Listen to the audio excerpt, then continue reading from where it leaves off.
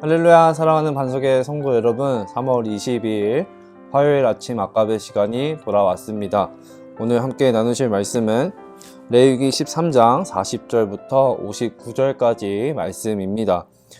본문에 계속 나오고 있습니다. 나병, 악성 피부병에서 나오고 있는데, 이 나병, 악성 피부병은 고대 사회에서 자주 관찰되던 심각한 질병이었습니다. 본문에도 이제 여러 가지로 나오는데, 오늘 본문을 보시면 첫째로 40절부터 44절까지는 대머리에 대해서 나옵니다. 근데 단순하게 머리카락이 빠지는 것이 사람을 부정하게 만드는 것은 아니었습니다. 머리에 희고 불그스름한 색점이 있으면 악성 피부병으로 보기도 했습니다. 환자는 즉시 제사장에게 자신의 몸을 보여주고, 제사장은 색점을 보고 파악해서 증상을 진단을 합니다.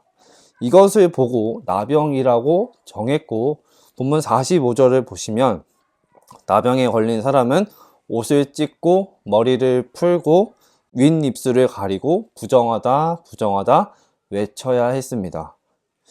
옷을 찢는 일은 구약에서도 여러 가지로 예를 볼 수가 있는데, 사람이 죽었을 때, 죽을 만큼 극한 슬픔을 표현할 때 옷을 찢는 행동을 하기도 했습니다. 이 나병으로 확진이 되면은 46절 말씀을 보시면, 한 번 나병 환자로 확인이 되고 나면 사람들이 환자를 숨겨서 공동체에서 돌볼 수가 없습니다. 아무리 불쌍하고 가까운 가족이라도 무조건 집 밖으로 보내서 혼자 살도록 해야 했습니다. 즉, 살았으나 죽은 자처럼 살아야 할 만큼 부정한 자가 바로 겪어야 할 고통, 이것이 바로 나병이 주는 고통이었습니다. 그리고 나병은 어떤 특정한 곳에서만 생기는 것이 아니었고, 여러 곳에서 여기저기 발생을 하기도 했습니다.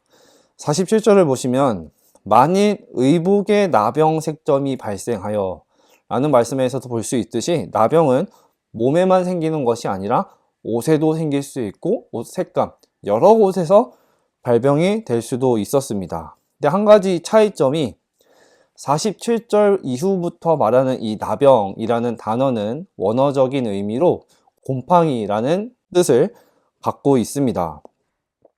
지금도 그렇듯이 당시 사회에서도 이 곰팡이의 발생은 매우 주의를 기울여야 하는 위험한 현상으로 간주를 했습니다.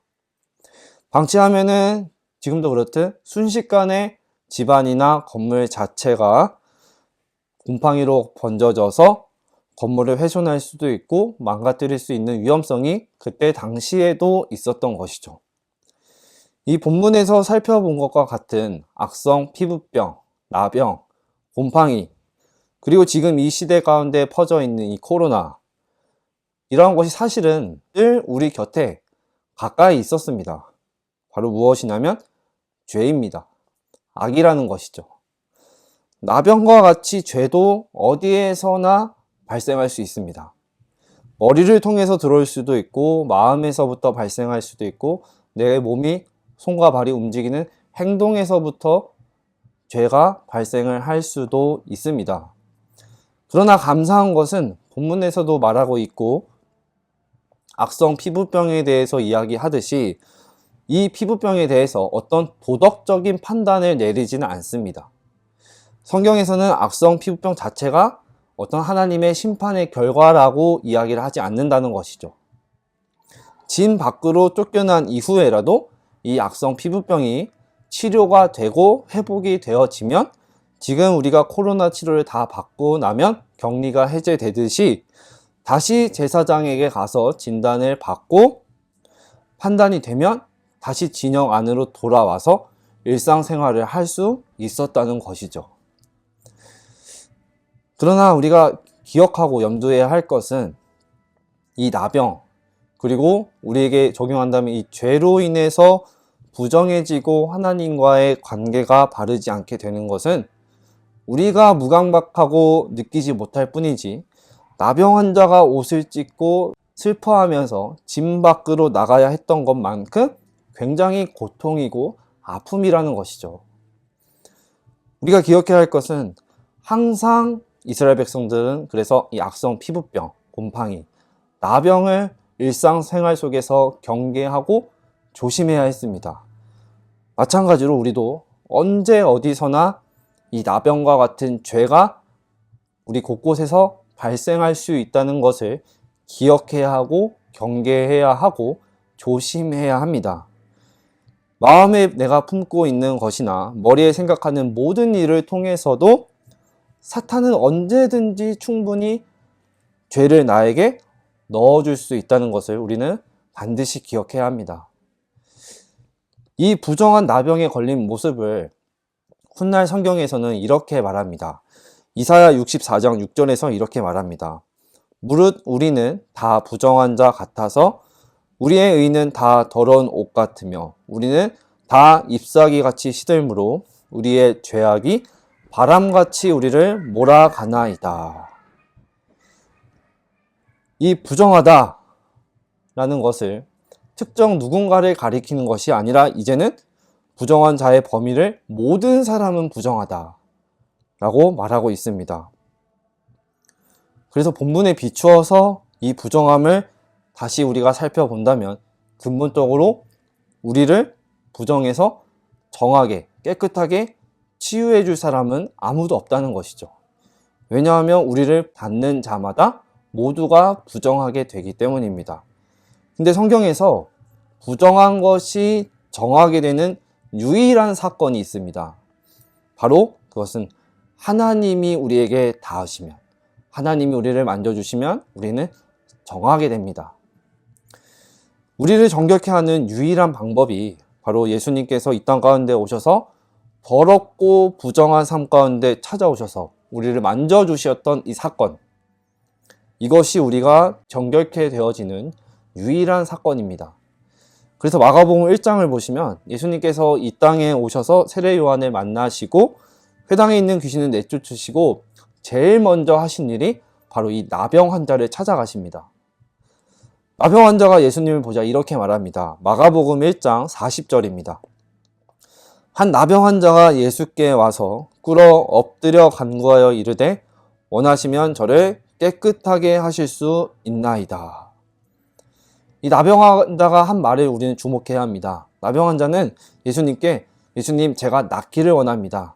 제 병을 고쳐주십시오 라고 말하지 않습니다. 이렇게 얘기한 것이 아니라 예수님 제가 깨끗하게 되길 원합니다. 부정에서 정함으로 정하게 되어지게 하는 예수님 원합니다 라고 말하고 있습니다. 이 나병 환자처럼 우리도 하나님의 만지심을 받은, 하나님의 만지심을 경험한 자들이죠. 어느 순간인지는 모르겠지만 내가 죄인이 되어서 나병 환자처럼 진 밖으로 쫓겨나서 죽음밖에 기다릴 것이 없는 상태로 살아가고 있을 때 하나님이 우리에게 찾아오셨고 하나님이 우리를 만져주셨습니다. 그래서 우리는 이 하나님의 거룩함을 힘입고 살아가는 자들입니다. 이것이 바로 말씀에서 말하는 복음입니다. 우리가 함께 나눈 이 13장 말씀은 하나님 앞에서 거룩함을 유지하는 일에 더욱 힘써야 한다. 철저하게 관심을 기울여야 하고 경계해야 하고 조심해야 한다라는 것을 우리에게 보여주고 있습니다. 영적이든지 도덕적이든지 실생활이든 깨끗함과 청결함을 유지하는 삶까지도 거룩, 정결함, 정함을 포함한다는 측면에서 하나님 앞에서 살아가는 백성의 삶은 모든 영역에서 전인적인 부분에서 우리의 거룩함, 구별됨을 지금 요구하고 있습니다. 이 구별됨으로 우리가 거룩함으로 나아갈 수 있는 힘은 나에게서 나오지 않습니다.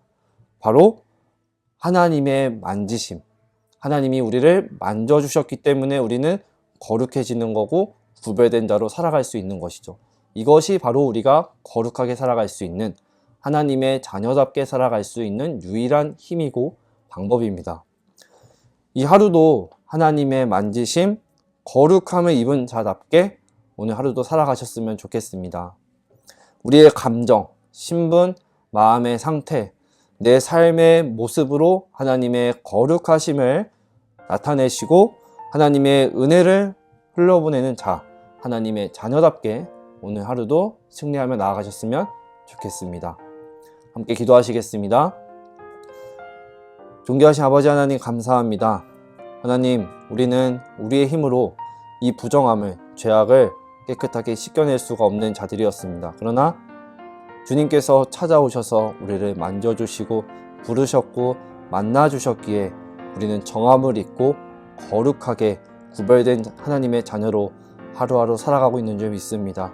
하나님, 이 은혜를 우리가 망각하지 않게 하시고 오늘 하루도 삶의 모든 자리에서 거룩에 힘입어 하나님이 나를 거룩히 하셨음에 그 힘을 입고 우리도 그 거룩을 우리의 삶 가운데 흘려보내면서 나아가는 하나님의 자녀다운 모습으로 살아가는 복된 삶이 되도록 주님 인도하시고 함께하여 주시옵소서. 감사드리며 예수님의 이름으로 기도드립니다. 아멘. 사랑하는 성도 여러분, 오늘 하루도 말씀 가운데 승리하며 나아가시길 간절히 소망합니다.